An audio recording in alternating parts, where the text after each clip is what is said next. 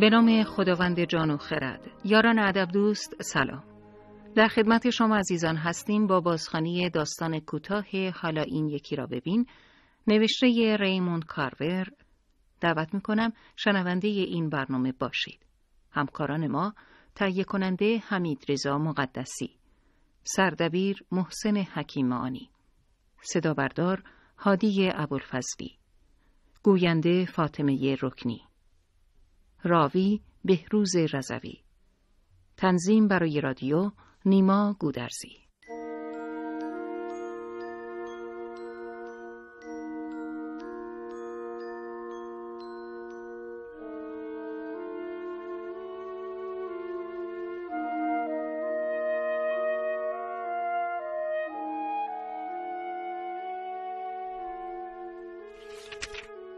فصل یکم.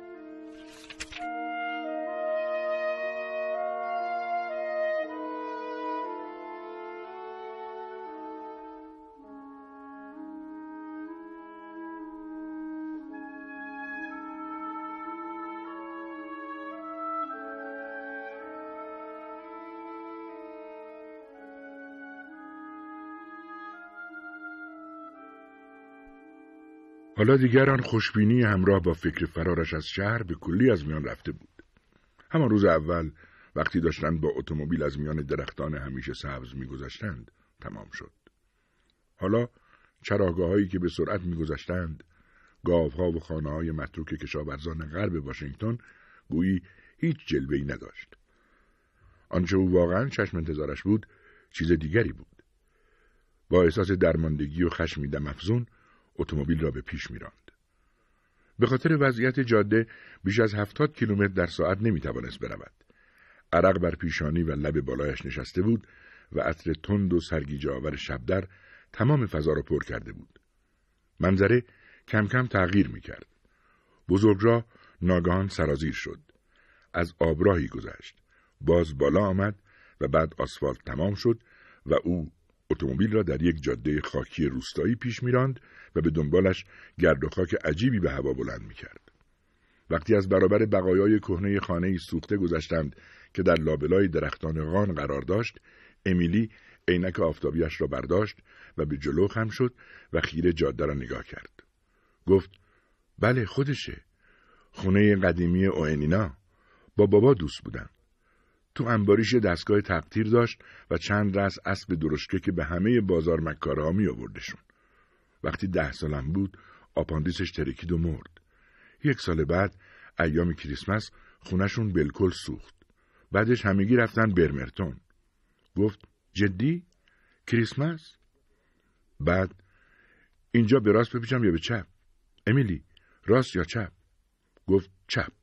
بپیچ به چپ. باز عینکش را زد و 1 لحظه بعد باز برداشت. همین جاده را ادامه بده هری تا برسی به تقاطع بعدی. بعد بپیچ به راست. بعد یکم دیگه برو. 1 بند سیگار میکشید. پشت سر هم. حالا که داشت مزارع خالی، گله گله درختان صنوبر و تک و توک خانه‌های باد و باران خورده را تماشا میکرد، ساکت بود. دنده عوض کرد و به راست پیچید. جاده کم کم به طرف دره کم درختی سرازیر میشد.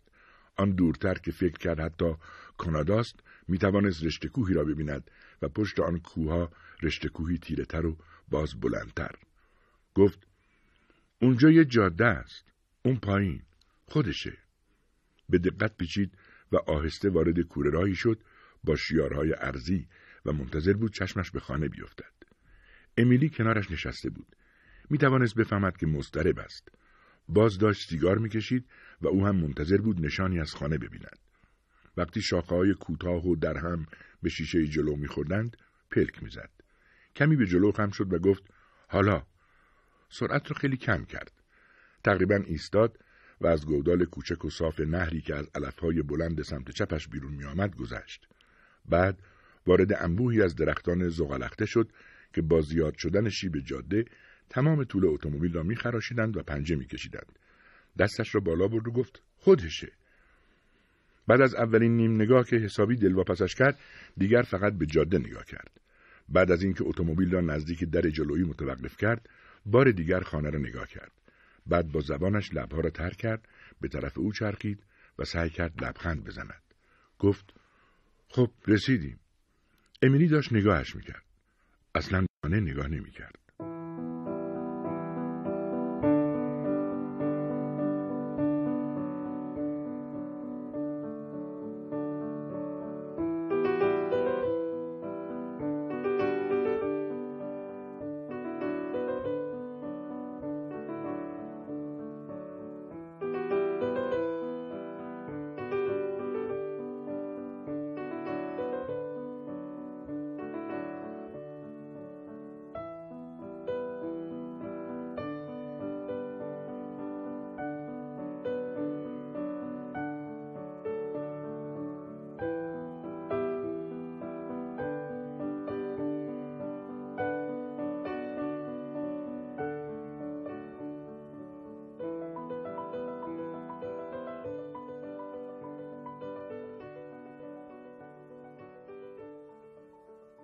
هری همیشه در شهر زندگی کرده بود. 3 سال گذشته در سان فرانسیسکو و قبل از آن لس آنجلس، شیکاگو و نیویورک. اما مدت‌ها بود که دلش می‌خواست برود در ده، جایی در بیرون شهر زندگی کند. اوایل درست نمی‌دانست می‌خواهد کجا برود. فقط می‌دانست که می‌خواهد از شهر برود و همه چیز را از نو شروع کند. دلش زندگی ساده‌تری می‌خواست. می‌گفت فقط ضروریات زندگی. 32 ساله بود و میشد گفت نویسنده است، اما بازیگر و نوازنده هم بود. ساکسیفون میزد. گاه به گاه با گروه بازیگران BCT بازی میکرد و داشت اولین رمانش را مینوشت.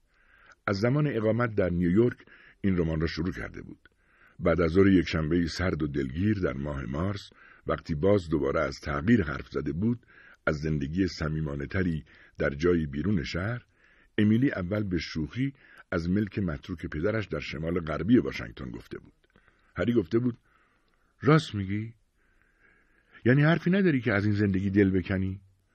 اونطوری توی دشت و صحرا زندگی کنی؟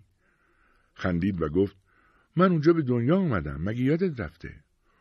اونجا زندگی کردم، مشکلی نداره، خوبیایی داره، میتونم بازم اونجا زندگی کنم. البته تو رو نمیدونم هری، نمیدونم برای تو هم خوب هست یا نه. همینطور به اون نگاه کرد. حالا جدی شده بود. آن اواخر احساس میکرد امیلی مدام دارد نگاهش میکند. گفت یعنی تو پشیمون نمیشی؟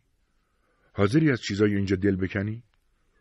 اینجا چندون چیزی ندارم که بخوام دل بکنم هری. شانه بالا انداخت.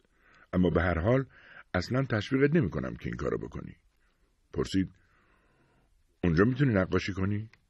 گفت من همه جا میتونم نقاشی کنم. گفت تازه بلینگام هم اونجاست. یک کالج اونجا هست. یا ونکوور یا سیاتل. همینطور تماشایش میکرد. روی 4 پایه‌ای در برابر پورتره نیمه تمام و تیره زن و مردی نشسته بود و 2 قلممو را در دستش عقب و جلو میبرد. 3 ماه پیش بود. بارها و بارها و بارها درباره‌اش حرف زدند و حالا اینجا بودند. به دیوارهای نزدیک در جلویی تق زد. محکمن. پیش محکمه. اگه پی محکم باشه دیگه باقیش مهم نیست. نگاهش را از امیلی می دزدید. امیلی باهوش بود و احتمالاً از چشمایش فهمیده بود. گفتم که نباید انتظار چندانی داشته باشی. گفت بله گفتی. خوب یادمه. همچنان نگاهش را از او می دزدید. باز با انگشتایش به تخته رنگ نشده زد و رفت کنار او ایستاد. آستینهایش را در آن گرمای نمناک بعد از ظهر بالا زده بود و شلوار جین سفید و صندل به پا داشت. ساکته نه؟ خیلی با شهر فرق داره. آره خیلی هم قشنگه. سعی کرد لبخند بزند. فقط باید دستی به سر و روش کشید. یک کم. اگه بخوایم بمونیم میشه حسابی درستش کرد. به هر حال دیگه همسایه ها مزاحممون نمیشن. امیلی گفت وقتی من کوچیک بودم اینجا همسایه داشتیم. مجبور بودیم با اتومبیل بریم پیششون، اما به هر حال همسایه بودند. در یک بری باز شد. لولای بالایی لق شده بود. هری فکر کرد چیز مهمی نیست. آهسته از اتاقی به اتاقی رفتند. سعی میکرد سرخوردگیش را پنهان کند. دوباره به دیوارها تقه زد و گفت محکمه. یا این روزا دیگه از این جور خونه ها نمیسازن. با خونه‌ای مثل این خیلی کارا میشه کرد. امیلی کنار اتاق بزرگی ایستاد و نفس عمیقی کشید. اتاق توئه؟ با سر جواب منفی داد. گفتی میتونیم اساسی رو که لازم داریم از عمه الزیت بگیریم؟ گفت بله، هر چی بخوایم. یعنی اگه خواستیم اینجا بمونیم. من اصراری ندارم. هنوز برای برگشتن دیر نشده. هیچ چیز از دست ندادیم.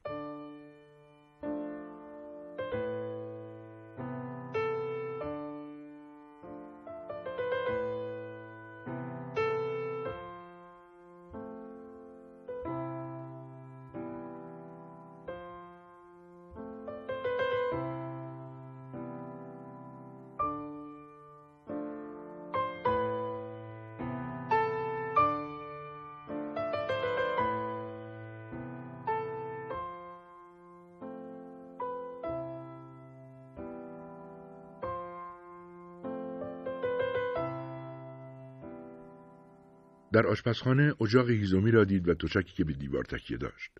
دوباره در اتاق نشیمن به دور و برش نگاه کرد و گفت فکر می‌کردم بخاری دیواری داره. من کی گفتم بخاری دیواری داره؟ همینجوری. نمیدونم چرا فکر می‌کردم حتما داره. کمی بعد گفت جای دودکش هم نداره. بعد برقم نداره. امیلی گفت توالت هم نداره. لبهایش را تر کرد و گفت خب. برگشت تا چیزی را در گوشه اتاق نگاه کند. گمونم بشه تو یکی از اتاقها وان و اینجور چیزا رو کار بذاریم و یکی رو بیاریم لوله کشی کنه. اما برق قضیهش فرق میکنه نه؟ منظورم اینه که بیا به هر چیز به وقتش بپردازیم. یکی یکی به نوبت. خب؟ فکر نمی کنی بهتره؟ بیا نگذاریم هیچ کدوم از اینا تو ذوقمون بزنه. قبول؟ کاش یه دقیقه ساکت می شدی. برگشت و رفت بیرون. 1 دقیقه بعد هری از پله‌ها پایین پرید و نفس عمیقی کشید و هر دو سیگاری آتش زدند. از آن طرف علفزار دسته‌ای کلاغ بلند شدند و آرام و بی صدا به طرف جنگل پریدند. به طرف انبار راه افتادند. سر راه ایستادند و درختان پژمرده سیب را نگاه کردند. یکی از شاخه‌های کوچک و خشک را شکست و آن را در دستش چرخاند. امیلی هم کنارش ایستاده بود و سیگار می‌کشید. واقعاً جای آرام و کم و بیش جذابی بود و فکر کرد چه لذت بخش است که احساس کند چیزی دائمی، به راستی دائمی ممکن است مال او بشود. ناگهان قلبش از محبت به باغچه کوچک لبریز شد. گفت فکر کن اینا دوباره میوه بدن. فقط آب میخوان و کمی مراقبت. همین. خود را در خیال دید که با سبدی حصیری از خانه بیرون میآید و سیب‌های سرخ درشت را که هنوز از شبنم صبحگاهی نمناکند میچیند و متوجه شد که این فکر سخت مجذوبش میکند. وقتی به نزدیکی انباری رسیدند کمی سرحال آمده بود. کرون در را عقب کشید و در سنگین را آنقدر کشید و فشار داد تا باز شد. هوای داخل انبار بوی بلا استفاده ماندن میداد، اما احساس نکرد بوی ناخوشایندی است. امیلی گفت اینجا زمستونا خیلی بارون میاد. تا به حال ندیده بودم در ماه ژوئن اینقدر گرم باشه. آفتاب از شکاف‌های سقف به داخل میتابید. یه بار بابا تو فصل غیر مجاز یه آهو شکار کرد. گمونم 8-9 ساله بودم. بابا اینجا با اون آهو توی انبار بود که شکاربان با اتومبیل اومد تو حیاط. هوا تاریک شده بود. مادرم منو فرستاد اینجا دنبال بابا و شکاربان که مردی بود 4 شونه و قوی هیکل و کلاه سرش بود دنبالم اومد. شکاربان و بابا چند دقیقه‌ای با هم حرف زدند. آهو اونجا آویزون بود، اما شکاربان هیچ حرفی نزد. بعد شکاربان به بابا توتون تعارف کرد، اما بابا نخواست. آخر سر هم گوش مرا کشید و رفت. اما من نمیخوام به این چیزا فکر کنم. سالاست که به این جور چیزا فکر نکردم. نمیخوام مقایسه کنم. نه، نمیخوام گریه کنم. میدونم که به نظر خیلی ملودراماتیک میاد و واقعا احمقانه است و متاسفم که به نظرت ملودراماتیک و احمق میام. اما هری، حقیقت اینه که باز سرش را تکان داد و ادامه داد. نمیدونم. شاید برگشتن به اینجا اشتباه بوده. میتونم بفهمم که تو هم مایوس شدی. گفت اشتباه میکنی.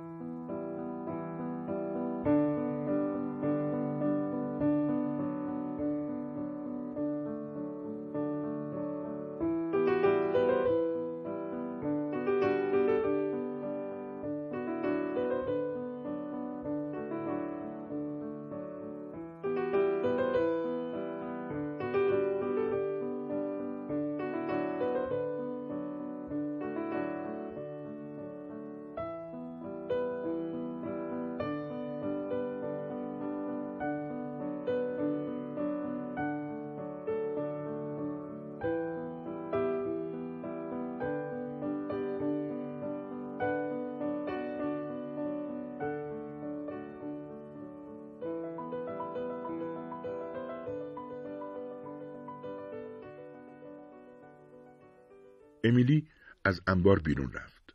هری صدا زد: چیکار باید بکنیم امیلی؟ امیلی ایستاد و او هم رفت پهلویش. گفت: زنده بمونیم. چی بگم؟ گمونم یه جوری توی مخمسه افتادیم، نه؟ جز این چیزی ندارم بگم هری. گفت: باید تصمیم بگیریم. و خودش واقعا نمیدانست منظورش چیست. اگه تا حالا تصمیم نگرفتی، خودت تصمیم بگیر هری. تصمیم با توئه. اگه برای تو راحت تره، من فوراً حاضرم برگردم. 1-2 روز پیش عمه الزی میمونیم و بعد برمیگردیم. قبول؟ حالا یه سیگار بده من، باشه؟ میخوام برم تو خونه. رفتنش رو تماشا کرد. به ساعتش نگاه کرد. برگشت و آهسته از چراگاه به طرف جنگل به راه افتاد. علف تا زانوهایش میرسید. وقتی راه میرفت، ابری از پشه هم دور سرش حرکت میکرد. همانجا ایستاد و سیگاری روشن کرد. کم کم سکوتی را که در علفها و درختان و سایه‌های میان درختان آن دور بود احساس کرد. مگه این همون چیزی نبود که آرزوشو داشت؟ باز به راه افتاد. شهرهای کوچکی را به یاد آورد که آن روز صبح از آنها رد شده بودند. ناگهان به یاد تشک توی آشپزخانه افتاد. فهمید که میترساندش. سیگار کشید. واقعا از همه چیز گذشته احساس آرامش فراوان میکرد. نمیخواست آنجا بماند. این را میدانست. اما دانستنش حالا دیگر ناراحتش نمیکرد. خوشحال بود که خودش را اینقدر خوب میشناسد. به این نتیجه رسید که وضعش درست خواهد شد. تازه 32 سالش بود. آنقدرها پیر نبود. در آن لحظه به دردسر افتاده بود. میتوانست به این اذعان کند. فکر کرد هرچه باشد زندگی همین است، مگر جز این است. به خانه که برگشت دید که دارد بالانس میزند. با صدای خفه‌ای به زمین آمد. فریاد زد: هی! با قیافه جدی نیشش را باز کرده بود. روی پاشنه پاهایش بلند شد و 2 پشتک دیگر زد.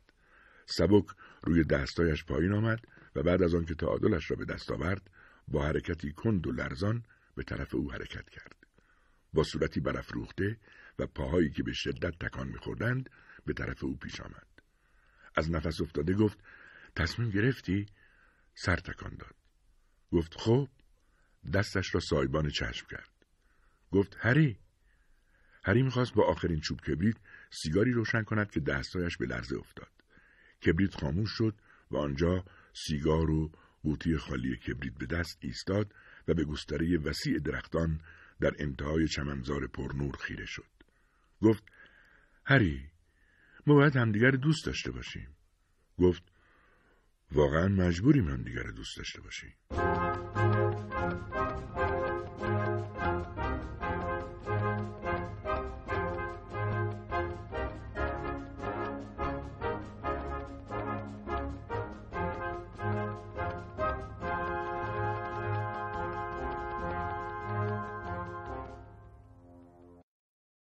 ایرانصدا.ir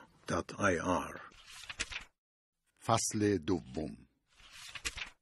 داستان کوتاهی هیچ کس حرفی نزد نوشته ریموند کارور را برای شما عزیزان بازخوانی می‌کنیم. امید است مورد توجهتان قرار گیرد.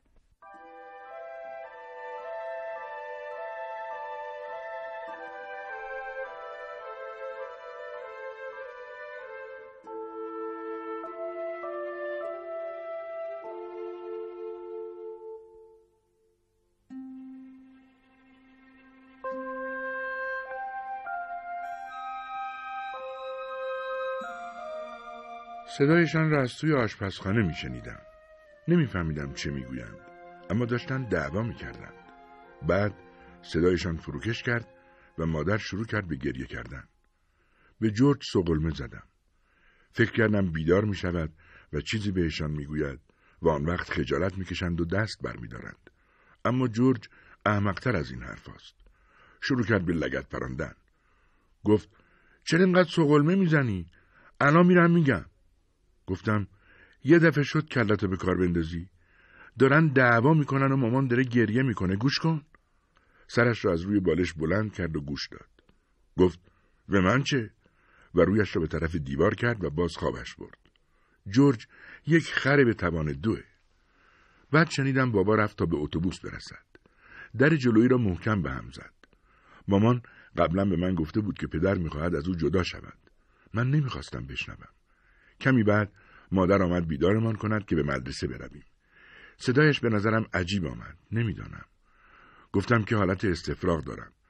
هفته اول ماه اکتبر بود و من تا آن روز یک بار هم غایب نشده بودم. پس حرفی نداشت که بزند. نگاهم کرد، اما جوری که انگار دارد به چیز دیگری فکر میکند. جورج بیدار بود و گوش میداد. از طرز حرکت کردنش توی تخت میفهمیدم که بیدار است. منتظر بود ببیند نتیجه چه میشود تا بتواند قدم بعدی را بردارد. مادر سر تکان داد. خب باشه. نمیدونم چی بگم. پس بمون خونه، اما تلویزیون بی تلویزیون، یادت باشه. جورج از جا بلند شد. به مادر گفت منم مریضم، سرم درد میکنه. تموم شب به من سوغلمه زد و این لگد پرون. اصلا نتونستم بخوابم. مادر گفت بس دیگه، تو میری مدرسه جورج. نمیذارم تو بمونی اونجا و تمام روز با برادرت یکی به دو کنی. حالا بلند شو لباستو بپوش، جدی میگم. صبح اول صبحی حوصله یه دعوای دیگر رو ندارم. جورج صبر کرد تا مادر از اتاق بیرون رفت. بعد از پایین تخت بیرون آمد و تمام رواندازها رو از رویم کشید و فحش داد. بعد دوید به طرف حمام. گفتم مگه دستم بهت نرسه؟ اما آنقدر بلند نگفتم که مادر بشنود. آنقدر توی تخت ماندم تا جورج به مدرسه رفت. وقتی مادر داشت آماده میشد که برود سر کار، از او خواهش کردم جایم رو روی کاناپه درست کند. گفتم میخواهم درس بخوانم. کتاب‌های ادگار رایس باروز را که جشن تولدم هدیه گرفته بودم و کتاب علوم اجتماعیم را روی میز اتاق نشیمن گذاشته بودم. اما حال خواندن نداشتم. دلم میخواست مادرم برود تا بتوانم تلویزیون تماشا کنم. مادر دستشویی بود. دیگر تحملم تمام شد. تلویزیون را روشن کردم ولی صدایش را بستم. روی کاناپه دراز کشیدم و شروع کردم به خواندن شاهزاده خانم مریخی. مادر از دستشویی بیرون آمد و نگاهی به تلویزیون انداخت اما حرفی نزد. کتاب جلوم باز بود. جلو آینه دستی توی موهایش فرو کرد و بعد به آشپزخانه رفت. وقتی از آشپزخانه بیرون آمد سرم رو کردم توی کتاب. دیرم شده. خداحافظ پسر گلم. قصد نداشت قضیه تلویزیون را پیش بکشد. دیشب گفته بود که دیگر نمیداند رفتن به سر کار بدون اینکه قبلا حسابی جوش آورده باشی چه مزه‌ای میدهد. آشپزی بی آشپزی، اصلاً و ابداً گاز روشن نکن. اگه گرسنت شد تو یخدون ماهی تن هست. نگاهم کرد. اما اگه وضع معدت خرابه گمونم بهتره چیزی نخوری. به هر حال لازم نیست گاز روشن کنی، شنیدی؟ دواتم بخور پسرم. امیدوارم امشب معدت رو به راه بشه. شاید امشب هممون حالمون بهتر بشه. در درگاه ایستاد و دستگیره را فشار داد. حالش طوری بود که انگار میخواست حرف دیگری بزند. همان بلوز سفید و دامن مشکی را پوشیده بود. گاهی میگفت لباس مخصوص و گاهی هم میگفت لباس کارش است. چون تا آنجا که به یاد دارم همیشه یا توی کمد آویزان بود یا روی بند رخت بود یا شبها داشت با دست میشستشان یا توی آشپزخانه اتوشان میکرد. از چهارشنبه تا یکشنبه کار میکرد. خداحافظ مامان.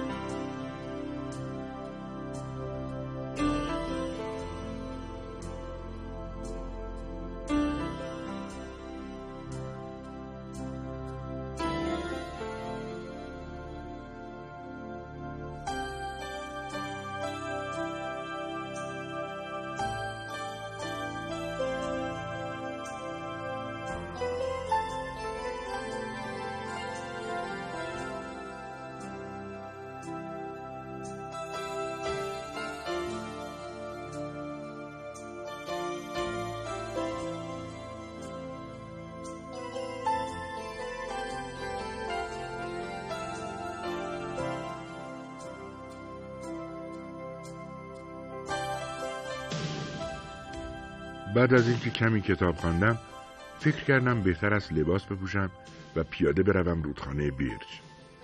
به آخر فصل صید قزلالا حدود 1 هفته مانده بود، اما تقریبا همه دیگر ماهیگیری را ول کرده بودند. حالا نشسته بودند منتظر تا فصل شکار آهو و قرقاول برسد. لباسهای کهنه‌ام را از گنجه درآوردم. روی جوراب‌های معمولیم جوراب پشمی پوشیدم و سر فرصت بند پوتین‌هایم را بستم. 2 ساندویچ ماهی تن درست کردم و چند بیسکویت که وسطشان کره بادام زمینی مالیدم. قمقمه‌ام را پر کردم و چاقوی شکار و قمقمه را به کمربندم وصل کردم. وقتی داشتم به طرف در می‌رفتم تصمیم گرفتم یادداشتی بگذارم. پس نوشتم حالم بهتر شد و میروم دم رودخانه بیرچ. زود برمیگردم. 3:15. این میشد 4 ساعت بعد و حدوداً 15 دقیقه قبل از آن که جورج از مدرسه برگردد. قبل از رفتن یکی از ساندویچ‌ها را با یک لیوان شیر خوردم. برای رفتن به رودخانه بیرچ میبایست برویم ته خیابان خودمان و آنجا به خیابان 16 میرسیدیم.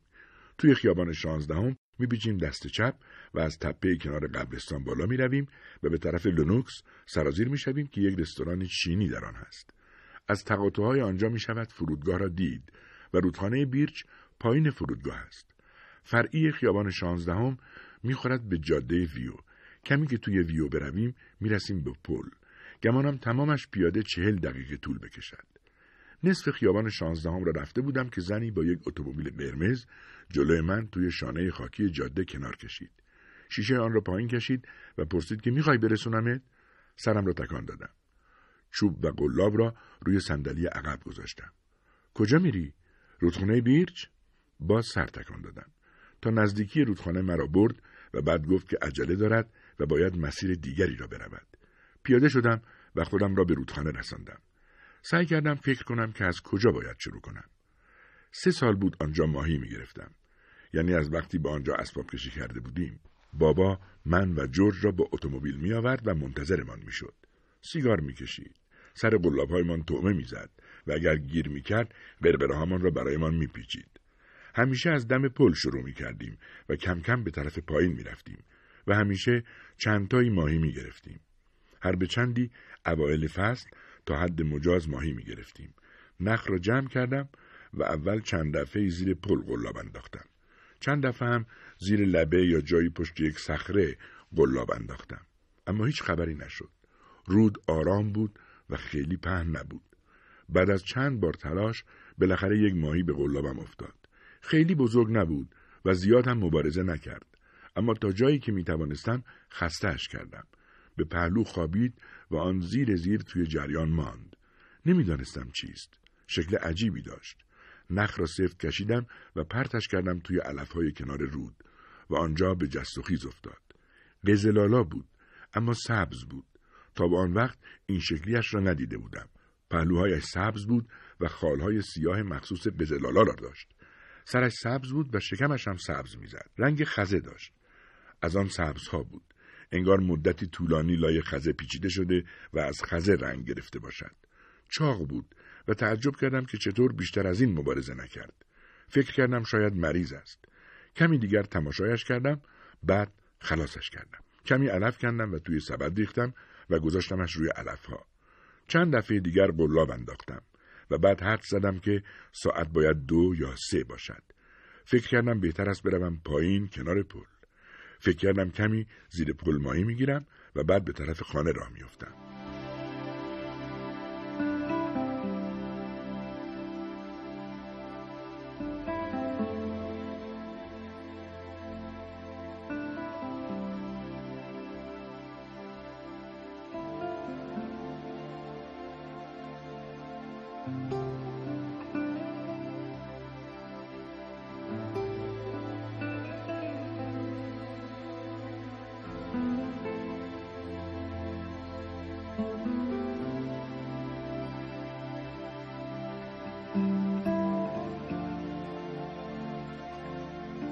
سر راهم به طرف پل دیگر قلاب نینداختم.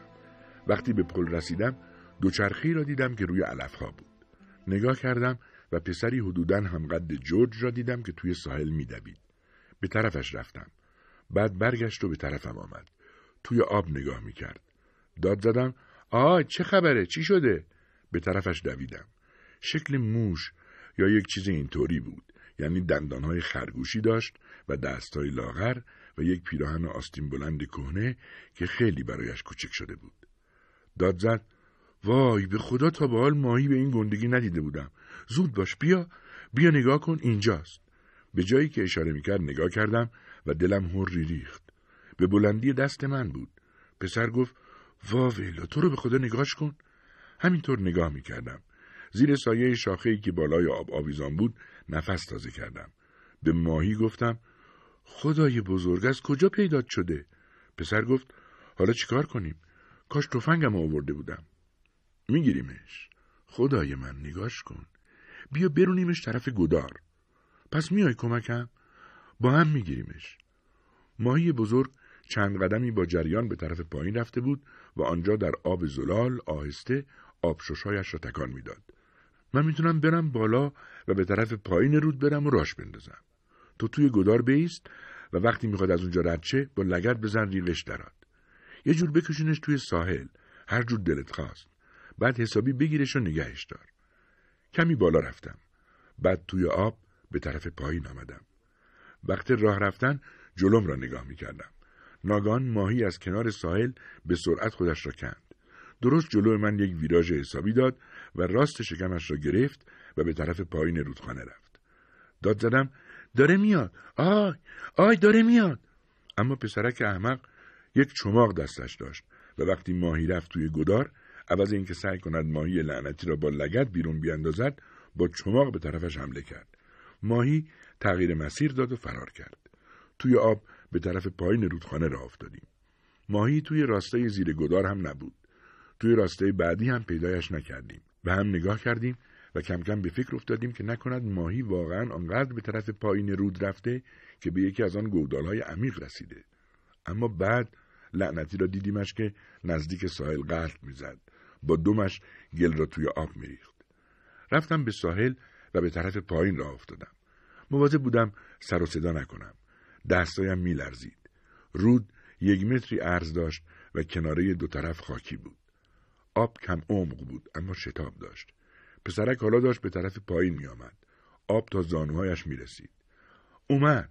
پسرک دستایش را تکان داد. حالا ماهی را می دیدم. داشت صاف به طرف من می آمد. وقتی مرا دید سعی کرد برگردد اما دیگر دیر شده بود. زانو زدم و توی آب سرد چنگ زدم. با دستا و ساعدم زیرش زدم و بالاتر و بالاتر آوردمش و پرتش کردم بیرون آب. هر دوتایی افتادیم توی ساحل.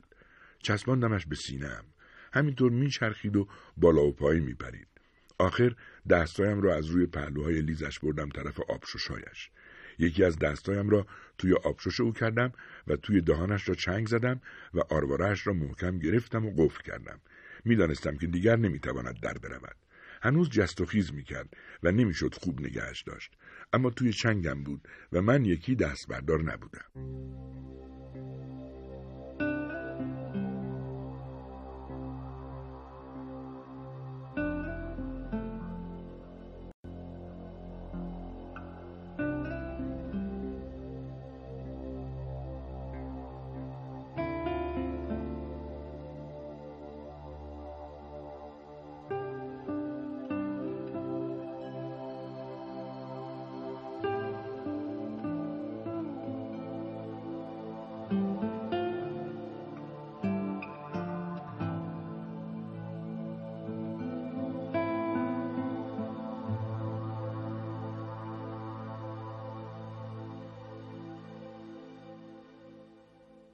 بعد از اینکه ماهی جان داد، پسرک گفت خب چیکارش کنیم؟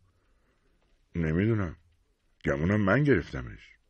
دوتایی گرفتیمش. تازه اول من دیدمش. گفتم درست. خب میخوای شیده خط کنیم یا چی؟ قرار شد ماهی را نصف کنیم.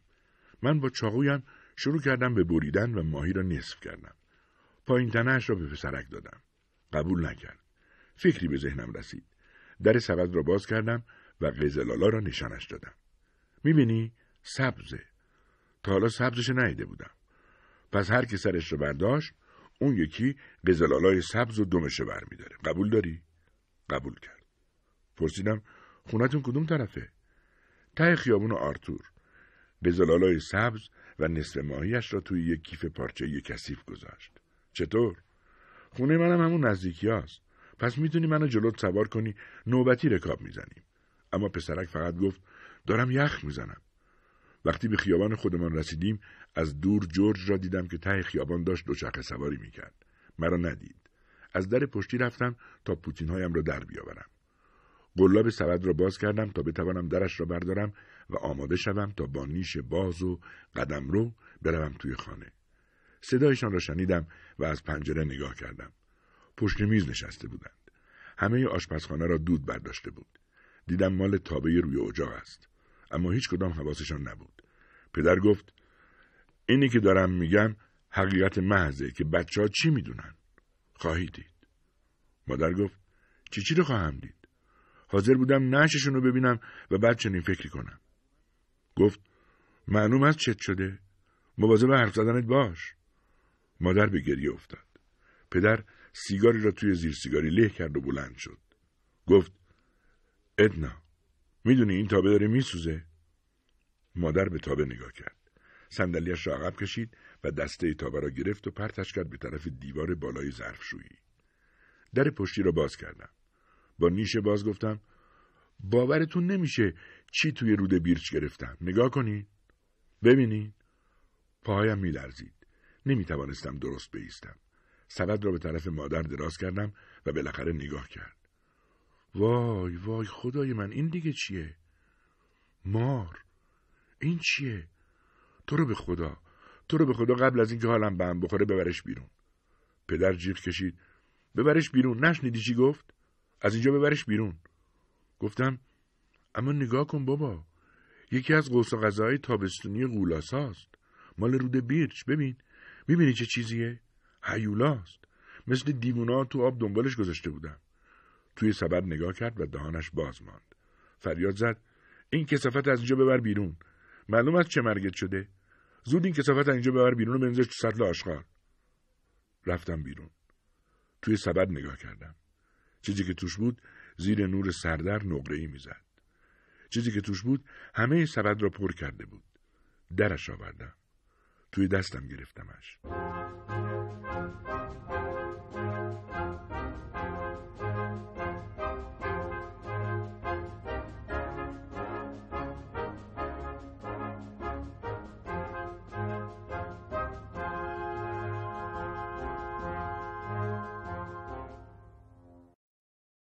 Iranseda.ir فصل سوم. در خدمت شما عزیزان هستیم با بازخوانی داستان کوتاه دوچرخه‌ها، بازوها، سیگارها، نوشته ریموند کارور. دعوت می‌کنم با ما همراه باشید.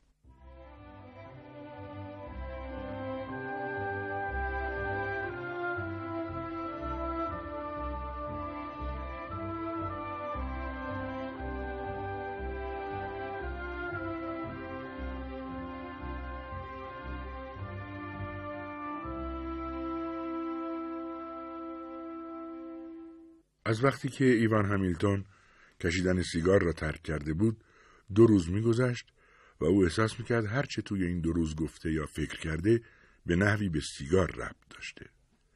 زیر نور آشپزخانه به دستایش نگاه کرد.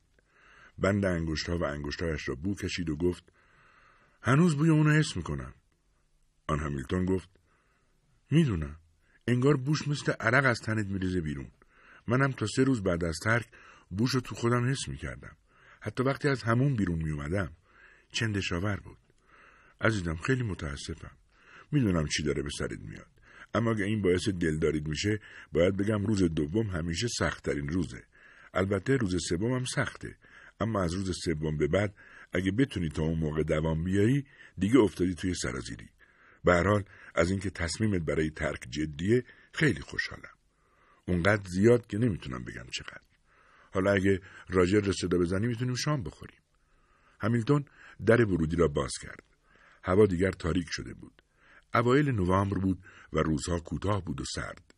پسری بزرگتر که تا حالا او را ندیده بود توی مسیر ورودی پارکینگ روی دوچرخه کوچک و مجهزی نشسته بود.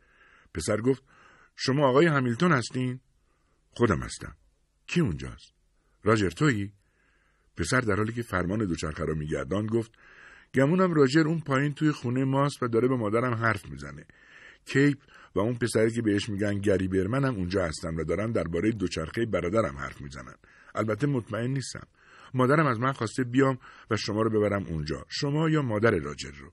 همیلتون گفت حالش که خوبه. باشه. یه دقیقه صبر کن الان میام. همیلتون رفت توی خانه تا کفشایش رو بپوشد.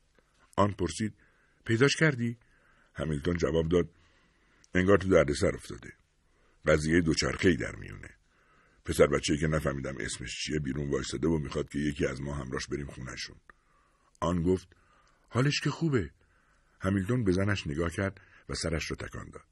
البته که حالش خوبه. مثل اینکه بچه‌ها جر و بحثشون شده و مادر این بچه دخالت کرده. آن پرسید میخوای من برم؟ آره، گمونم بهتره تو بری. اما نه، خودم میرم. همیلتون در مسیر خانه پسر از او پرسید نفهمیدی موضوع چیه؟ دقیقا نمیدونم چی شده. همه این قضیه رو نفهمیدم. مثل اینکه او و کیپ و این گری برمن وقتی ما توی تعطیلات بودیم از دوچرخه برادرم استفاده کردن و حالا هم گمونم عمدن خرابش کردن، اما من نمیدونم. به هر حال درباره این قضیه حرف میزنن. برادرم نمیتونه دوچرخه‌شو پیدا کنه.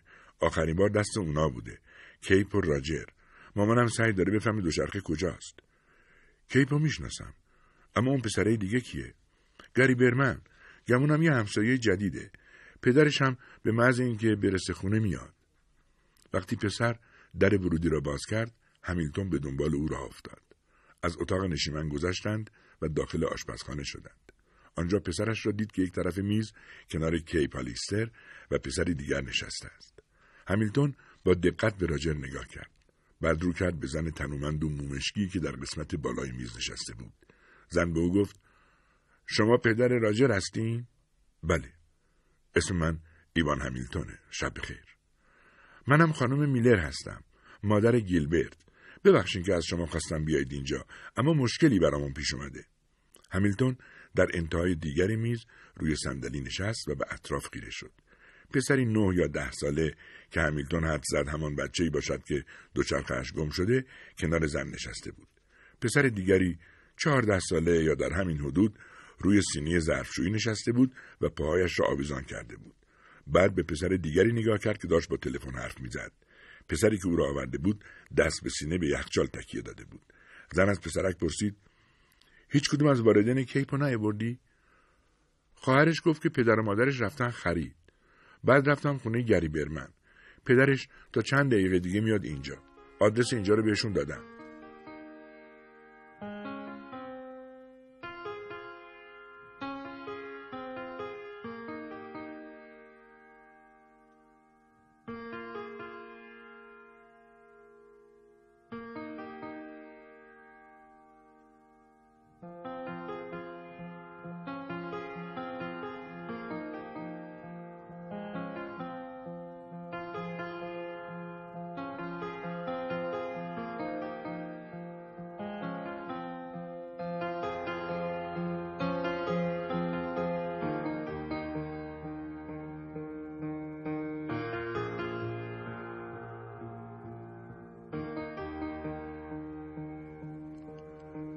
زن گفت آقای همیلتون، من به شما میگم که چه اتفاقی افتاده.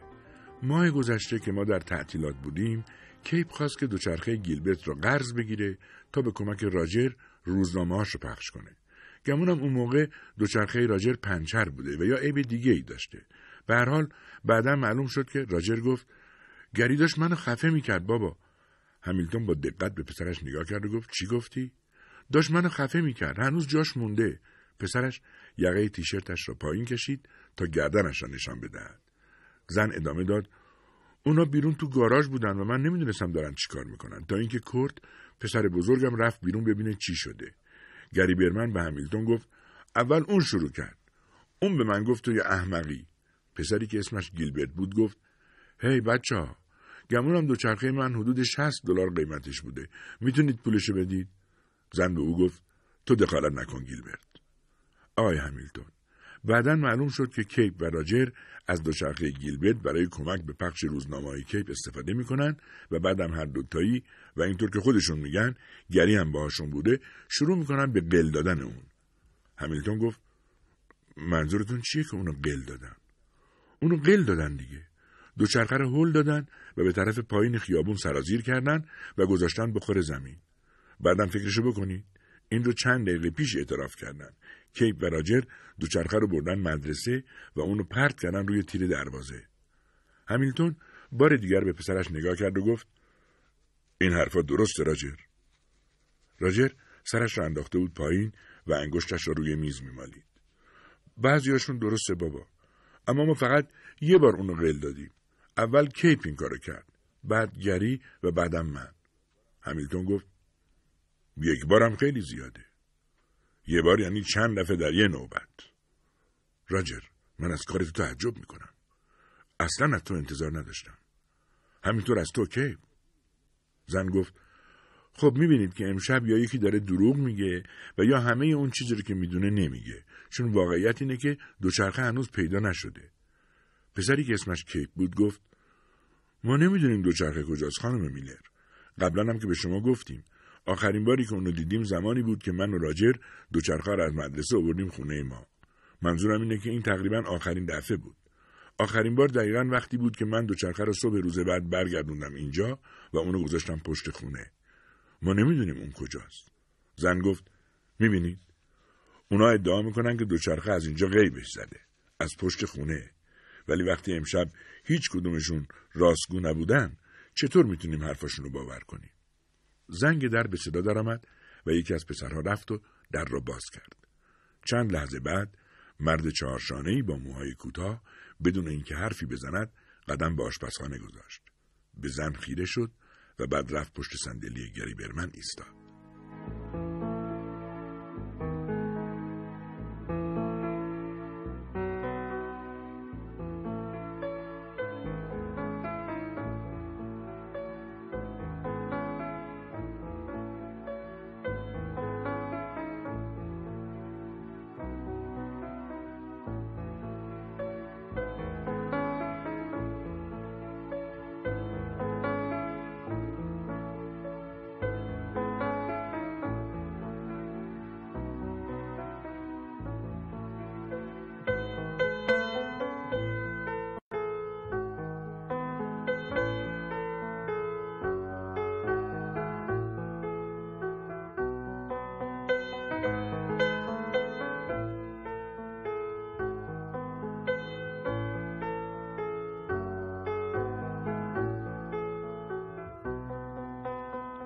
برمن به پسرش گفت: موضوع چیه؟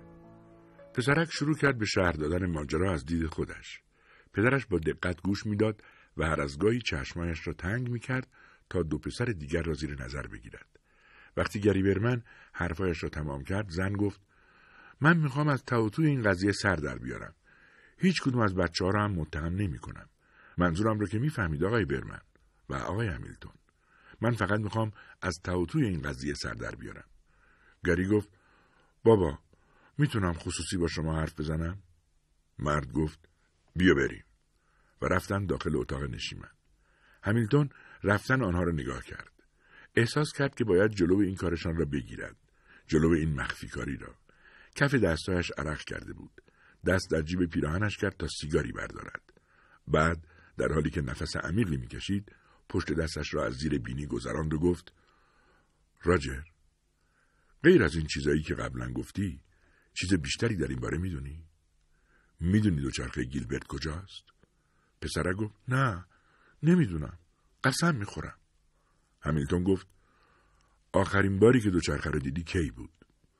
وقتی که اونا مدرسه آوردیم و گذاشتیمش توی خونه کیپ. همیلتون گفت: کیپ، تو میدونی دوچرخه گیلبرت الان کجاست؟ پسرک جواب داد: منم قسم میخورم که نمیدونم.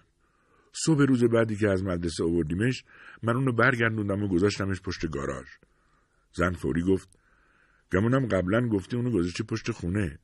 بله، پشت خونه، منظورم همین بود. زن در حالی که به جلو خم میشد پرسید: روز دیگه ای نیومدی اینجا که سوارش بشی؟ کیپ جواب داد: نه، برنگشتم. زن گفت: کیپ. پسرک فریاد زد: برنگشتم، من نمیدونم اون کجاست. زن شانه‌هایش را بالا برد و بعد آنها را رها کرد. و همیلتون گفت: شما میدونید کی و چی رو باید باور کرد؟ تنها چیزی که من میدونم اینه که دوچرخه گیلبرت گم شده. گری برمن و پدرش برگشتن به آشپزخانه. گری برمن گفت: این فکر راجر بود که دوچرخه را قیل بدیم. راجر از روی صندلیاش بلند شد و گفت: فکر خودت بود. تو اینو میخواستی. بعدش هم میخواستی اونو ببری. برمن به راجر گفت: خفه شو. تو فقط میتونی وقتی حرف بزنی که کسی چیزی ازت بپرسه آقا پسر، نه قبل از اون. گری، من میدونم چطور این قضیه رو که به خاطر 2 گردن کلفت توی شب کش پیدا کرده تموم کنم. آن وقت اول به کیپ و بعد به راجر نگاه کرد و گفت حالا به شما نصیحت میکنم که هر کدومتون میدونه دوچرخه این بچه کجاست شروع کنه به حرف زدن. همیلتون گفت من فکر میکنم شما دارید خیلی تند میرید.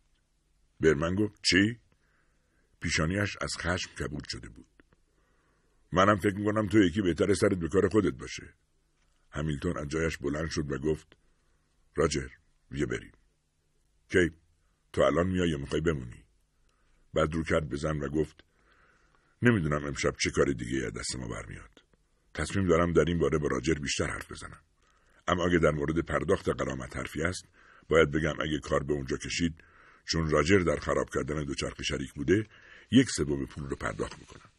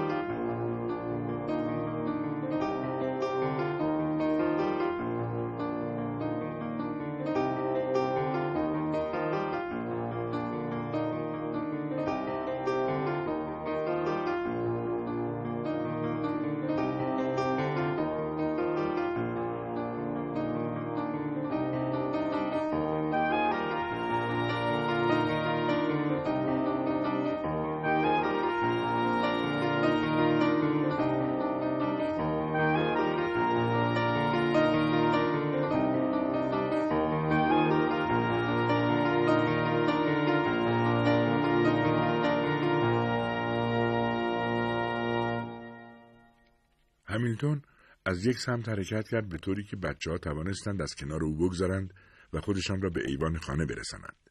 همین موقع از پشت سر صدای گری برمن را شنید که میگفت بابا اون به من گفت احمق. همیلتون صدای برمن را شنید. اینو گفت؟ واقعا اینو گفت؟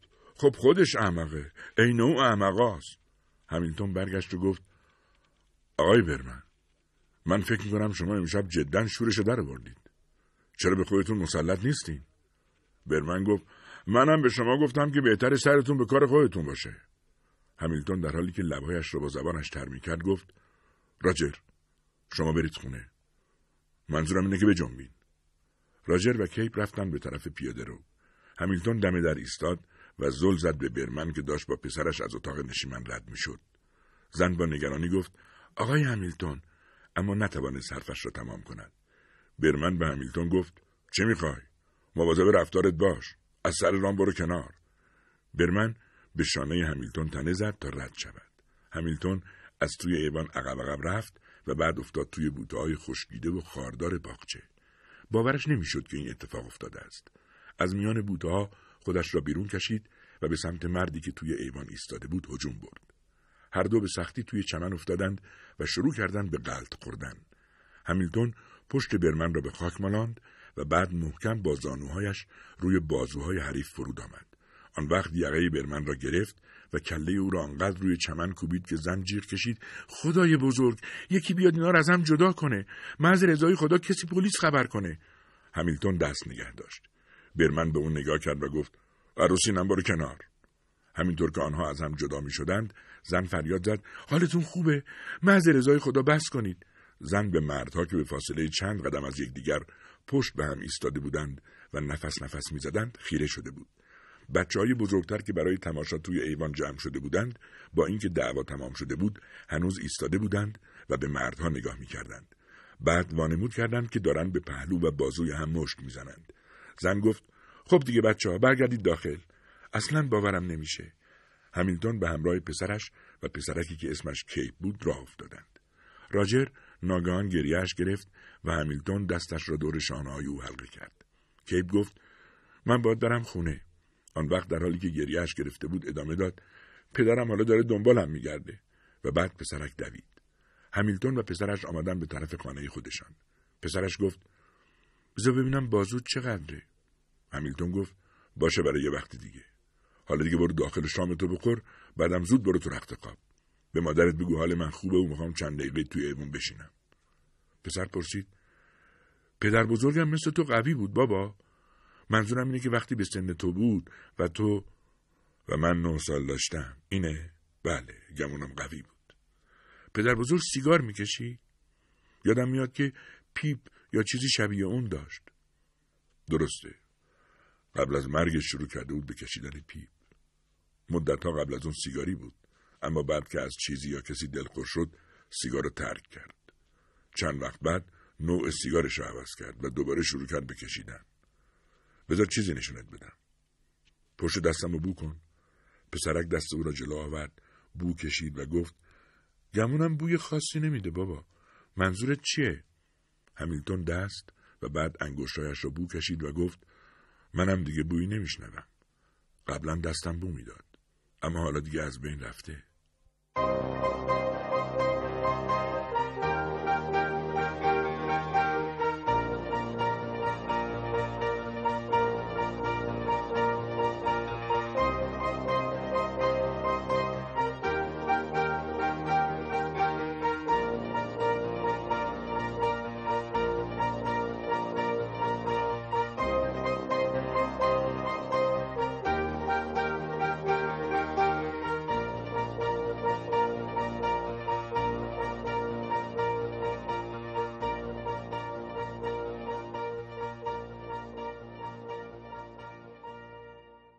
Iranseda.ir فصل 4.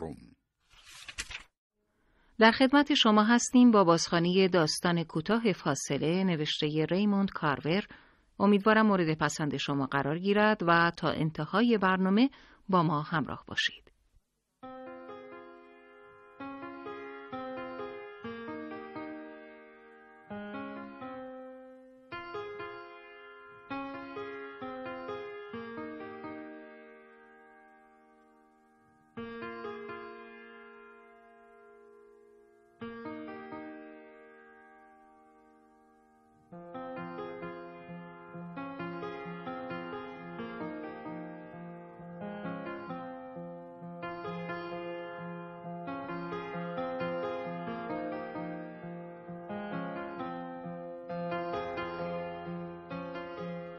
دختر برای کریسمس به میلان آمده و میخواهد بداند بچگی‌هایش چطوری گذشته. هر موقع مرد میبیندش و این خیلی کم پیش میآید، دختر همین درخواست را از او میکند. میگوید بگو ببینم اون وقتا چطوری بود. نوشیدنیش را مزمزه میکند. منتظر میماند و با دقت مرد را نگاه میکند. دختر آرام و جذابی است. سرزندگی از سر و رویش میبارد. مرد میگوید خب قضیه مربوط به خیلی وقت پیشه. مربوط به 20 سال پیش. اونا توی آپارتمان مرد در ویا فابرونی نزدیک کاسکینا گاردن زندگی میکردند. دختر میگوید دیدی؟ گفتم به خاطر میاری. ادامه بده. بعد چی؟ مرد میپرسد چی میخوای بشنوی؟ چی میتونم بهت بگم؟ خب یه چیزایی میتونم برات بگم. وقایعی که وقتی بچه بودی اتفاق افتاد. شامل تو هم میشه، اما نه زیاد. مرد مینشیند روی صندلی و شروع میکند به تعریف کردن. اونا هنوز خودشون بچه بودن که دیوونه‌وار عاشق هم شدن. وقتی ازدواج کردن پسره 18 سالش بود و دختره 16 سال بیشتر نداشت. هنوز هیچی نشده صاحب یه دخترم شدن. بچه اواخر نوامبر، موقعی که هوا به شدت سرد شده بود، به دنیا آمد. تولدش مصادف شده بود با اوج فصل مهاجرت مرغابیا به اون نقطه از کشور. پسر عاشق شکار بود. خب البته این یک طرف قضیه بود. دختره و پسره حالا شده بودن زن و شوهر، پدر و مادر. توی آپارتمان 3 خوابه‌ای که زیر یک مطب دندون پزشکی بود زندگی میکردن. عوض پرداخت اجاره خونه و اسباب و اساسیه، شبا مطب دندون پزشک رو که در طبقه بالا بود تمیز میکردن. تابستونا به چمن و گلا رسیدگی میکردن و زمستونا کار پسره این بود که برفای پیاده رو پارو بزنه و توی محوطه نمک سنگ بپاشه. اینطور بگم، این دوتا بچه عجیب عاشق هم بودن. به این قضیه اضافه کن بلند پروازی زیاد و رویا بافی پر از هیجان اونا رو. همیشه درباره این که میخوان چه بکنن و کجا برن حرف میزدن. مرد از روی صندلی بلند میشود و دقیقه‌ای از پنجره به بیرون نگاه میکند. دختر میگوید قصه رو تعریف کن. بچه رو تو اتاق نشیمن تو تخت نوزاد میخوابوندن. حالا دیگه تقریباً 3 هفته از تولد بچه گذشته بود و تازه عادت کرده بود شبا بخوابه. شنبه شبی بود که پسره بعد از اینکه کارش رو توی مطب تموم کرد به دفتر خصوصی دندون پزشک رفت. پاهاش روی میز گذاشت و به کارل ساترلند، شکارچی و ماهیگیر پیری که از دوستان پدرش بود تلفن زد. همین که پیرمرد گوشی رو برداشت گفت کارل، من پدر شدم. ما یه دختر بچه داریم. پیرمرد گفت به تبریک میگم پسر. زنت چطوره؟ پسره گفت خوبه، بچه هم خوبه، حالا هر دوشون خوبه. کارل گفت خیلی خوبه، خوشحالم که اینو میشنوم. به زنت سلام برسون. اگه برای شکار زنگ زدی میخوام چیزی بهت بگم. اونقدر غاز به اینجا اومده که حد و حساب نداره. با اینکه سالاس میرم شکار، اما تا حالا این همه غاز ندیده بودم. همین امروز 5 تا شکار کردم. فردا صبح بازم میرم شکار. اگه بخوای میتونی بیای. پسره گفت البته که میام. به همین خاطر زنگ زدم. کارل گفت پس سر ساعت 5:30 صبح اینجا باش که بریم. فشنگ زیادی با خودت بیار. شکار خوبی در پیش داریم. صبح میبینمت. پسره کارل ساترلند رو دوست داشت. پدرش تازه مرده بود و او هم دوست پدرش بود. بعد از مرگ پدرش بود که پسر و ساترلند شروع کردن به شکار رفتن با هم. شاید به این وسیله میخواستن جای خالی اون رو که هر دو حسش میکردن پر کنن. ساترلند لاغرندام بود و سرش داشت تاس میشد. آدمی کم حرفی بود.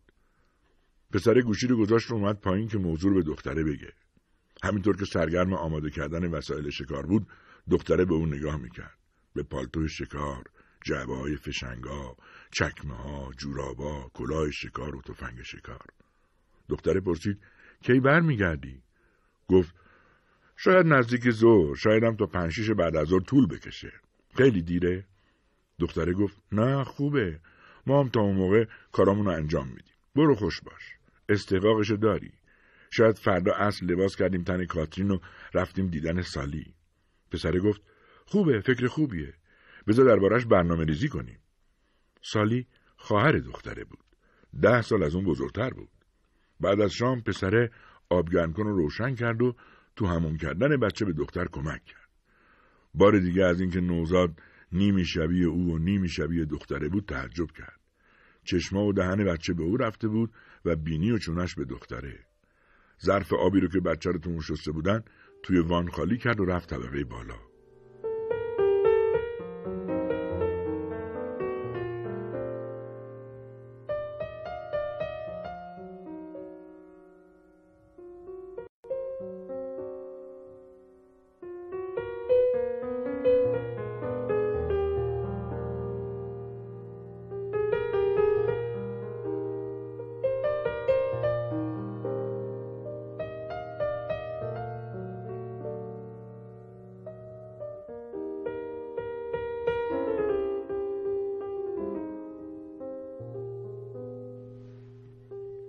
بیرون هوا سرد و ابری بود.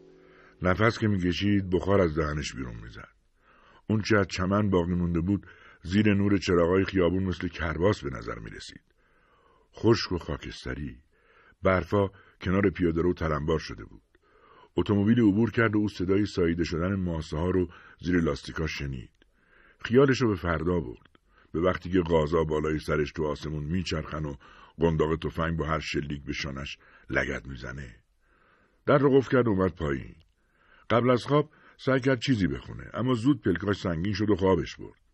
با صدای بچه از خواب پرید. تو اتاق نشیمن چراغ روشن بود و او دختر رو دید که کنار گهواره ایستاده و بچه رو توی بغلش تکون میده. دقیقه بعد بچه رو گذاشت سر جاش، چراغ خاموش کرد و برگشت. ساعت 2 بامداد بود و پسر دوباره خوابید.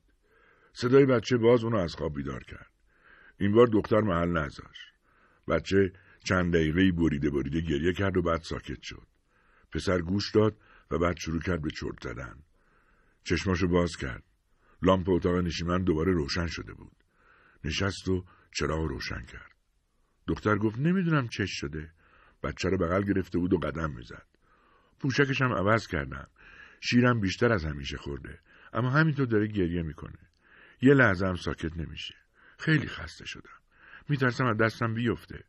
پسر گفت تو بیا بخواب، من اونو میگیرم. بلند شد و بچه رو از دختر گرفت. دختر توی تخت خواب دراز کشید. گفت چند دقیقه که تکونش بدی خوابش میگیره. پسر روی کاناپه نشست و بچه رو گذاشت رو زانوش. بچه رو اونقدر تکون داد تا پلکاش بسته شدن. پلکای خودش هم نزدیک بود رو هم بیفتن. با احتیاط بلند شد و بچه رو گذاشت رو گهوارش. 15 دقیقه به ساعت 4 مونده بود و اون هنوز 45 دقیقه فرصت داشت که بخوابه. خزید توی تخت خواب. چند دقیقه بعد باز صدای گریه بچه بلند شد. این بار هر دو با هم از خواب پریدن و پسر فحش داد. دختر به پسر گفت محض رضای خدا معلومه چت شده؟ شاید مریضه یا طوریش شده. شاید نباید حمومش میکردیم. پسر بچه رو برداشت. بچه با پاهاش توی هوا لگد زد و ساکت شد. پسر گفت ببینش، به نظر من که هیچ چیش نیست. دختر گفت تو از کجا میدونی؟ بذار من بغلش کنم. میدونم که باید چیزی بهش بدم بخوره، اما چی نمیدونم. چند دقیقه بعد که بچه آروم شد و از گریه ایستاد، دختر باز گذاشتش سر جاش. پسر و دختر زل زدن به بچه. اما وقتی بچه چشاشو باز کرد و زد زیر گریه، این بار به هم نگاه کردن. دختر بچه رو برداشت. اشک تو چشاش جمع شده بود. گفت عزیزم. پسر گفت شاید دل درد گرفته. دختر پاسخی نداد. حالا دیگه بدون توجه به پسر بچه رو توی بغل گرفته بود و تکون میداد. پسر دقیقه صبر کرد و بعد رفت تو آشپزخونه تا برای قهوه آب جوش درست کنه. بعد شروع کرد به لباس پوشیدن. دختر به او گفت داری چی کار میکنی؟ پسر گفت دارم میرم شکار. دختر گفت فکر میکنم نباید بری. بذار هوا که روشن شد، اگه بچه حالش خوب بود اون وقت برو. هرچند فکر میکنم بهتره امروز صبح نری شکار. دلم نمیخواد با این بچه که اینطوری گریه میکنه تنها بمونم. پسر گفت ولی کارل با من قرار گذاشته. ما با هم قرار گذاشتیم. دختر گفت گور پدر قرار تو با کارل. گور پدر خود کارل. من حتی اون مرد رو نمیشناسم. از تو هم میخوام که نری شکار. فقط همین. به نظر من توی این شرایط تو حتی نباید به رفتن فکر کنی.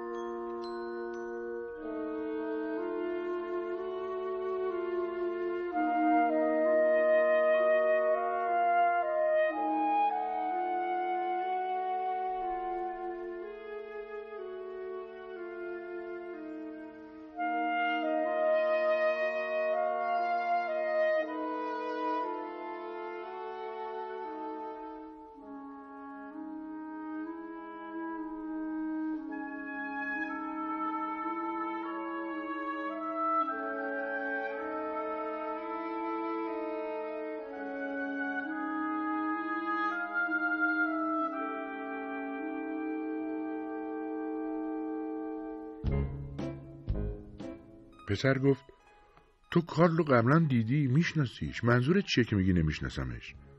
دختر گفت منظورم این نبود. تو هم خوب میدونی منظورم چیه. منظورم اینه که دلم نمیخواد با یه بچه مریض تنها بمونم.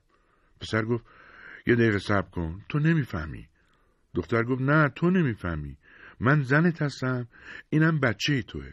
اون مریضه یا مشکلی براش پیش اومده. نگاش کن چرا گریه میکنه. تو نمیتونی ما رو تنها بذاری و بری شکار. پسر گفت عصبی نشو. دختر گفت من دارم میگم شکار رو هر وقت که بخوای میتونی بری. اما مشکلی برای بچه پیش اومده و تو میخوای ما رو تنها بذاری و بری شکار؟ بچه شروع کرد به گریه کردن. دختر رفت بچه رو گذاشت تو گهواره. اما بچه باز شروع کرد به گریه کردن. دختر با عجله اشکاشو با آستین لباس خوابش پاک کرد و یه بار دیگه بچه رو بغل کرد. پسر به کندی بند پوتیناشو بست. پیرن لباس گرمشو پوشید و پالتوشو تنگ کرد. صدای سوت کتری آب جوش که روی اجاق بود از توی آشپزخونه بلند شد. دختر گفت تو داری انتخاب میکنی، کارل یا ما.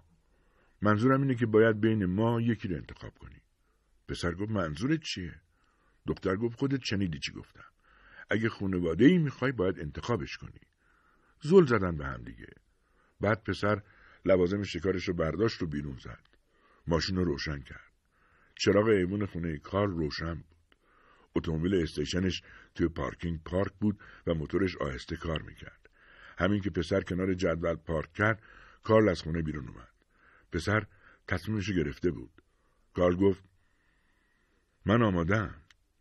باورم نمیشه. جدی میگم. فکر میکردم حالا خواب باشی. برای همین بود که یه دقیقه پیش زنگ زدم خونت. زنت گفت که راه افتادی بیای اینجا. واقعا که باورم نمیشد. پسر دنبال کلمات میگشت. گفت: قبلا بیدار شده بود کارل. هر دومون مدتی بود بیدار شده بودیم. گمونم بچه طوری شده. نمیدونم. مدام گریه میکنه. چیزی که هست اینه که فکر میکنم فعلا نمیتونم بیام کارل. کارل گفت: خب میرفتی پای تلفن رو بهم زنگ میزدی پسر. لازم نبود این همه راه بیای اینجا که اینو من بگی. اصلا مهم نیست. گور پدر شکار از اون کاراست که هم میشه انجامش داد و هم میشه ولش کرد. پسر سرش رو تکان داد و گفت: میبینمت کارل. کارل گفت: خداحافظ. گوش کن چی بهت میگم. تو خوشبختی و هیچ وقتم به کسی اجازه نده غیر از این بهت بگه. اینو جدی میگم. پسر ماشینش رو روشن کرد و منتظر موند. به کارل نگاه کرد که رفت داخل خونه و چراغا رو خاموش کرد. بعد پسر ماشین رو تو دنده انداخت و از جدول کنار پیاده رو دور شد.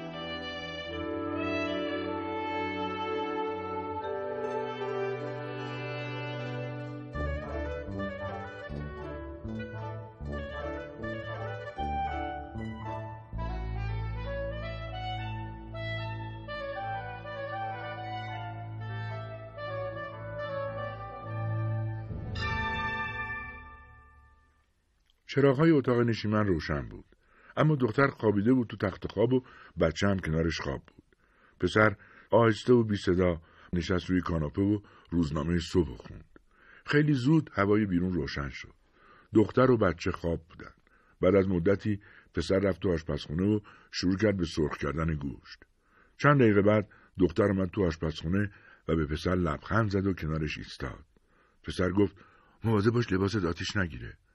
دختر گفت: برای ماجرای دیشب متاسفم. نمیدونم چه مرگم شده بود. نمیدونم چرا اون حرفا رو زدم. پسر گفت: مهم نیست. دختر گفت: نمیخواستم اونطوری پرخاش کنم. وحشتناک بود. پسر گفت: اشتباه از من بود. کاترین چطوره؟ بهتره. نمیدونم نصف شب چش بود. بعد از اینکه رفتی دوباره پوشکش رو عوض کردم و دیگه خوب شد. حالش خوب بود تا اینکه خواب رفت. نفهمیدم موضوع چی بود. از دست ما عصبانی نشو. پسر گفت: از دست تو عصبانی نیستم. احمق نشو. دختر گفت: تو بشین، من خودم صبحونه رو آماده میکنم. چقدر وافل برای این گوشت آماده کنم؟ پسر گفت: زیاد، حسابی گشنمه. دختر شروع کرد به درست کردن خمیر وافل. بعد رفت تو اتاق نشیمن و صفحه‌ای رو که هر دوتاشون دوست داشتن تو گرامافون گذاشت. دختر گفت: دلم نمیخواد دیگه اینطوری بیدار بشیم. پسر گفت: حتما، و خندید. دختر یه بشقاب از گوشت، تخم مرغ سرخ کرده و وافل جلو پسر گذاشت. پسر گفت: معرکه است. اما همین که میخواست تکه‌ای از اون وافل رو ببره، بشقاب برگشت رو زانوهاش. پسر به شیره‌ای که روی زیر شلواری پشمی پاشیده بود به گوشت و تخم مرغ نگاه کرد و زد زیر خنده. سرش رو تکان داد و گفت: داشتم از گشنگی میمردم. و باز خنده‌اش گرفت. دختر گفت: یعنی گرسنت بود؟ و زد زیر خنده. بعد کمی مکث کرد و گفت: دیگه هیچ وقت با هم دعوامون نمیشه. هیچ چیزی ارزش دعوا نداره، مگه نه؟ پسر گفت: البته. دختر گفت: دیگه دعوامون نمیشه. پسر گفت: نه، نمیشه. مرد از روی صندلیاش بلند میشود و باز لیوانها را پر از نوشیدنی میکند. میگوید: همین، قصه تموم شد. قبول دارم داستان فوق‌العاده‌ای نبود. دختر میگوید: اما من لذت بردم. راستش بخوای داستان خیلی جالبی بود. اما چی شد؟ منظورم اینه که بعد چه اتفاقی افتاد؟ مرد شانه‌هایش را بالا میاندازد و میگوید: بعد اوضاع تغییر کرد. نمیدونم چطوری. اما تنها چیزی که میدونم اینه که بدون اینکه بفهمی یا بخوای اوضاع تغییر کرد. دختر میگوید: بله، درسته. فقط. اما حرفش را تمام نمی‌کند. در آن لحظه قضیه را پی نمیگیرد. در انعکاس شیشه پنجره مرد دختر را می‌بیند که محو ناخن‌هایش شده است. بعد دختر سرش را بالا می‌گیرد و با نشاط حرف می‌زند. می‌پرسد: از اینها گذشته مرد او را میبرد شهر را نشانش دهد. مرد میگوید چکمه‌هاتو بپوش و بریم. اما هنوز کنار پنجره ایستاده بود و آن زندگی را به خاطر میآورد. آن خندیدنها را در زمانی که هیچ چیز دیگر سرما و جایی که مرد در سرما میرفت دست کم برای مدتی مانع آنها نبود.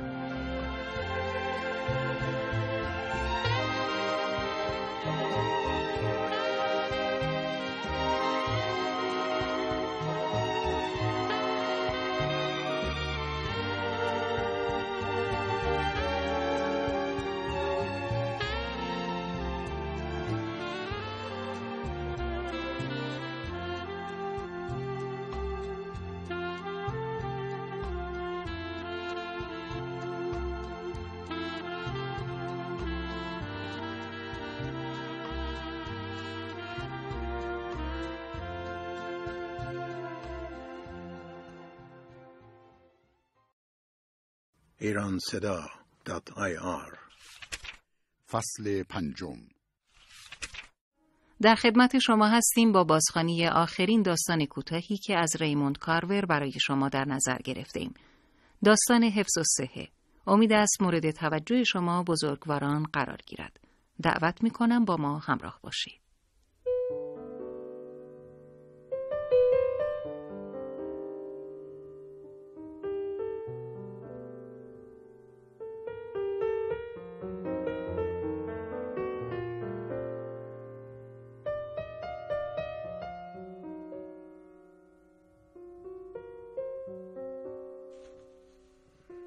جای شوهر سندی از 3 ماه پیش که از کار بیکار شد روی کاناپه بود.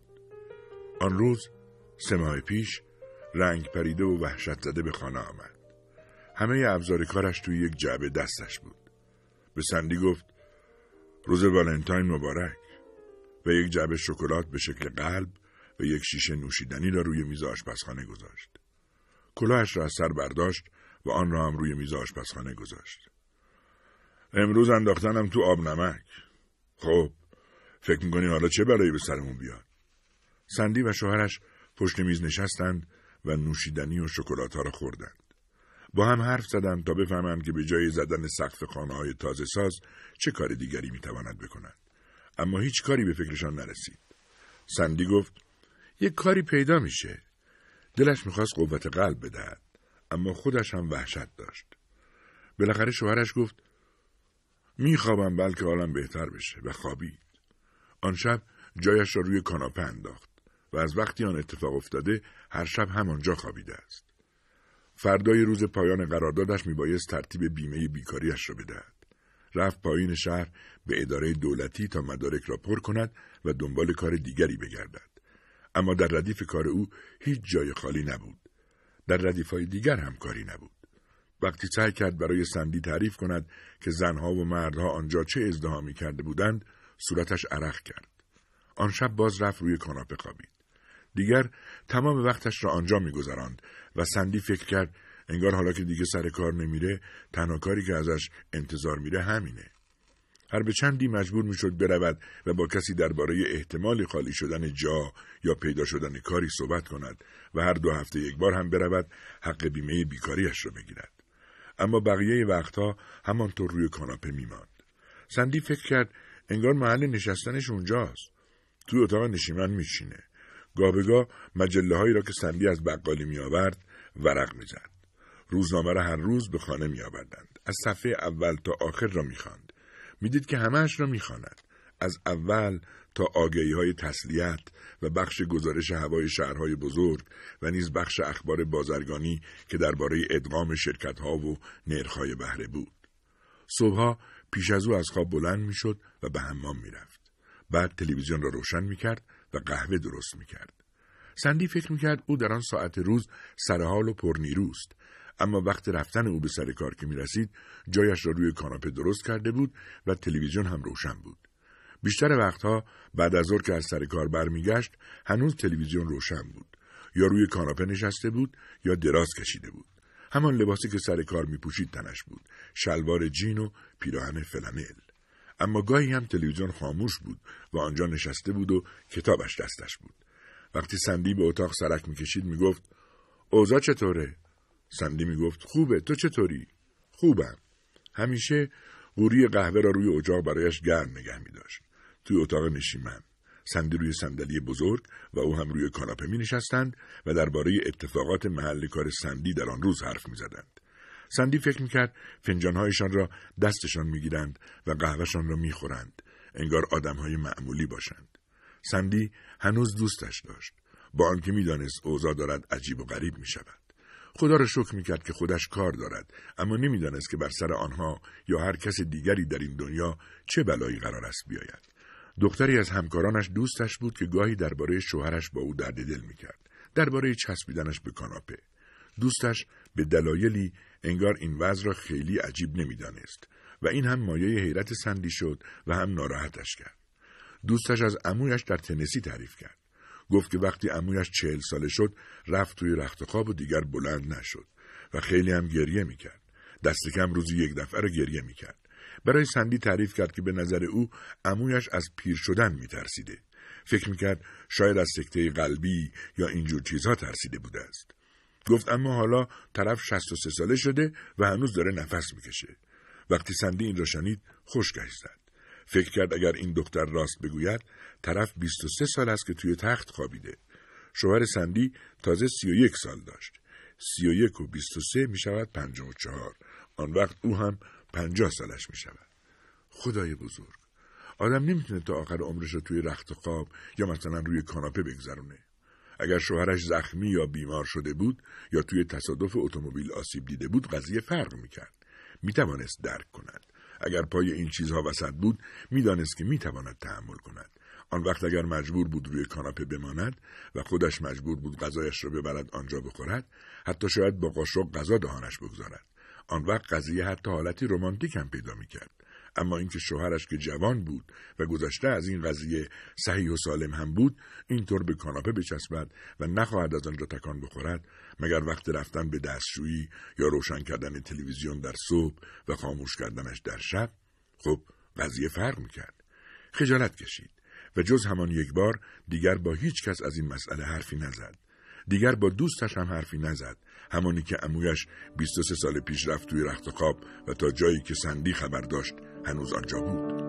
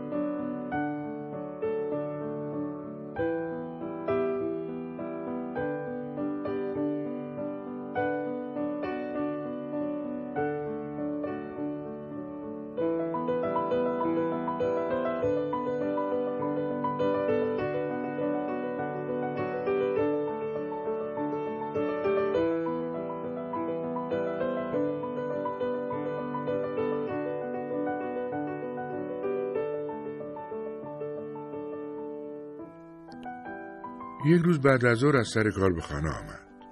اتومبیل را پارک کرد و وارد خانه شد. وقتی از در آشپزخانه داخل شد، صدای تلویزیون را از اتاق نشیمن شنید. قوری قهوه روی اجاق بود، روی شعله کم.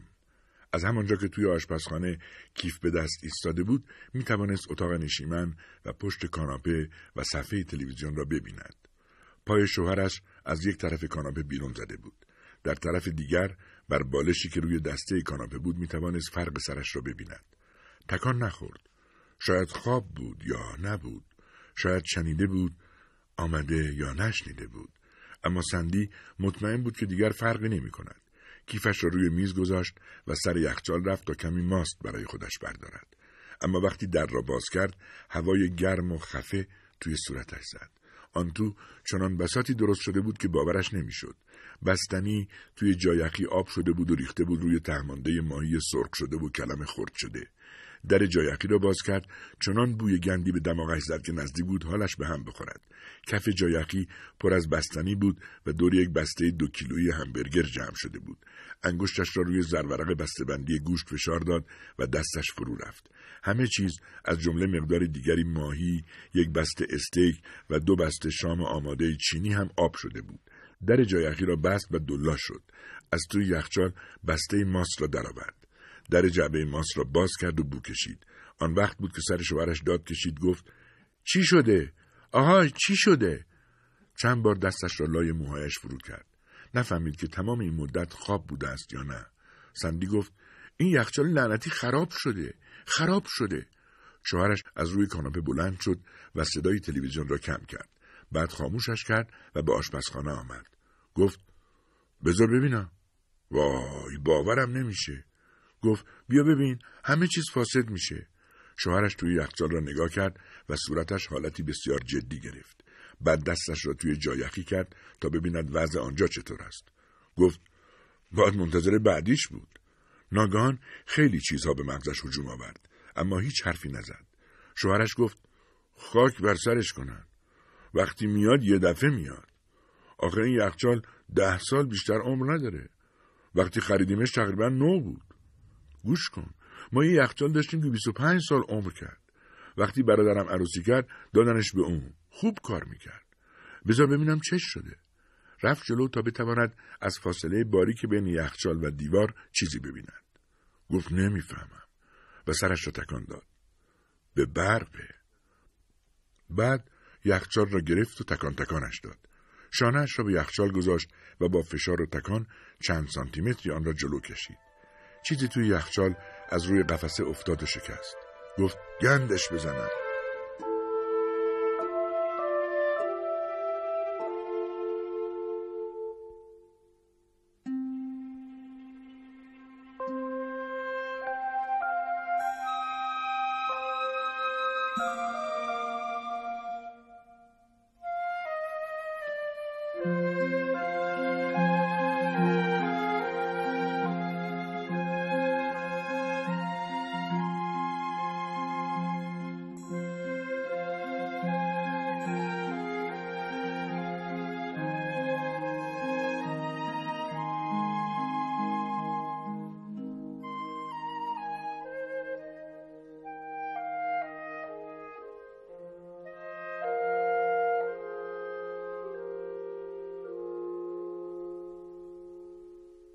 سندی متوجه شد که هنوز ماست را دستش گرفته است.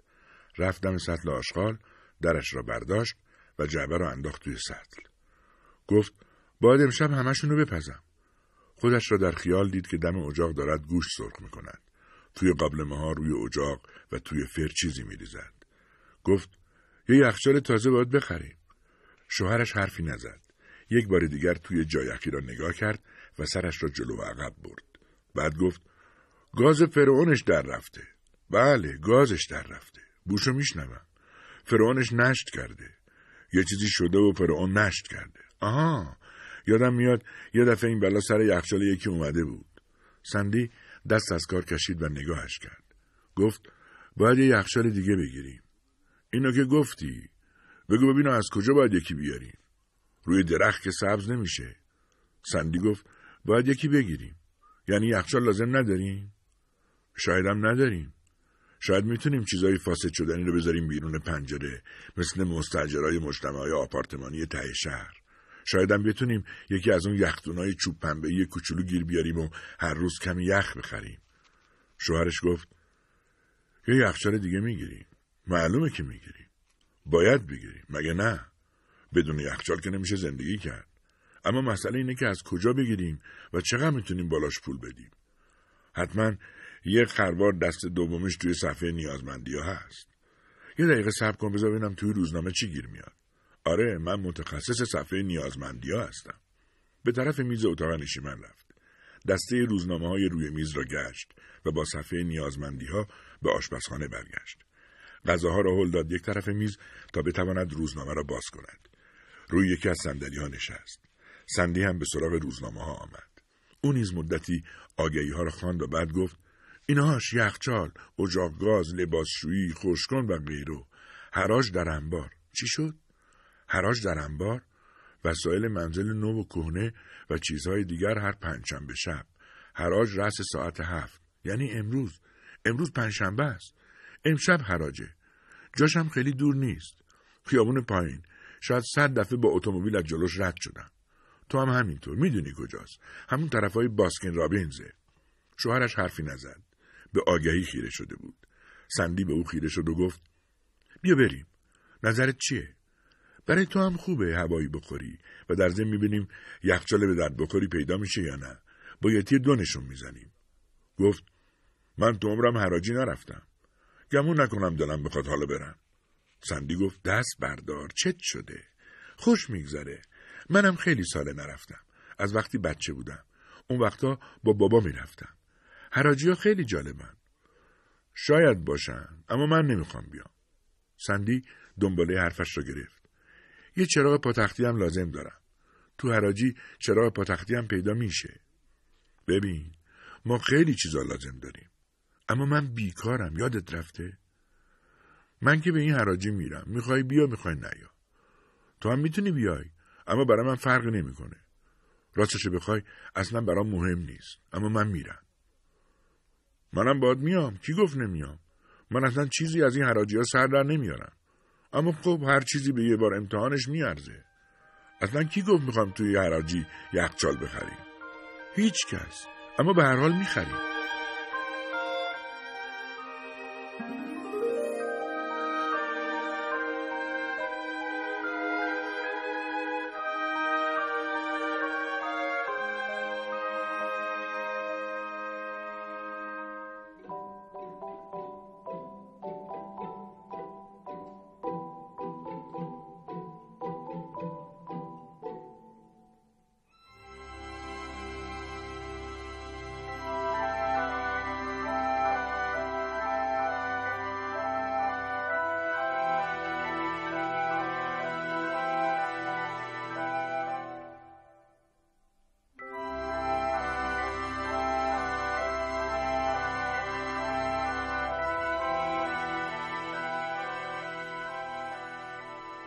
ماهیتابه داشت دود میکرد.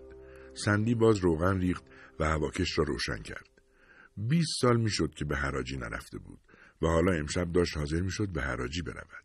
اما اول میبایست برش‌های گوشت را خشک کند. بعد شانسی آورده بودند که زهوار یخچالشان در رفته بود، اما به هر حال با اشتیاق منتظر رفتن به حراج بود.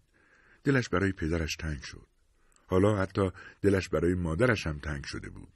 با آنکه تا قبل از آشنایی او با شوهرش و رفتن به خانه شوهر مدام با هم دعوا می‌کردند.